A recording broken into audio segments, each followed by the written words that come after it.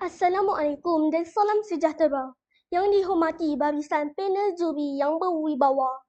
Hari ini kami tidak sekadar membentangkan inovasi. Kami membawa sejarah untuk hidup di hadapan mata murid. Inilah inovasi kami, hologram sejarah menghidupkan Perang Badar Kubra. Bayangkan seorang murid mendengar kisah Perang Badar tetapi hanya melalui teks penceritaan. Tanpa visual, tanpa pengalaman, sejarah itu menjadi jauh dan sukar difahami. Inilah realiti dalam bilik darjah. Murid kurang fokus, sukar mengingati fakta dan gagal menghayati perjuangan sebenar dalam sirah Islam. Justeru, inovasi ini dibangunkan dengan satu matlamat jelas, menghidupkan sejarah dalam pembelajaran, secara khusus meningkatkan kefahaman murid, menarik minat melalui visual interaktif, mengukuhkan ingatan jangka panjang.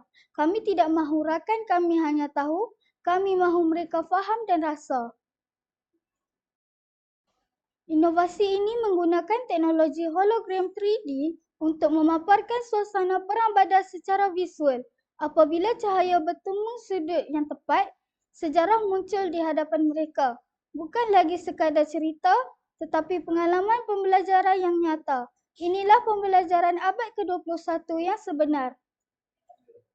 Mengapa inovasi ini berbeza? Kerana ia menarik perhatian murid secara serta-merta, meningkatkan daya ingatan melalui visualisasi, mudah dibina, kos rendah dan praktikal, boleh digunakan berulang kali dalam PDP.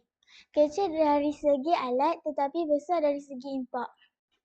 Hasilnya sangat memberangsangkan, murid menjadi lebih fokus, murid lebih yakin menjawab soalan dan yang paling penting, mereka mula merasai sejarah bukan sekadar menghafal. Pembelajaran berubah daripada pasif kepada pengalaman yang aktif dan bermakna. Sebagai penutup, hologram sejarah menghidupkan Perang Badar Kubra bukan sekadar alat bantu mengajar, tetapi satu transformasi dalam cara kita menyampaikan ilmu.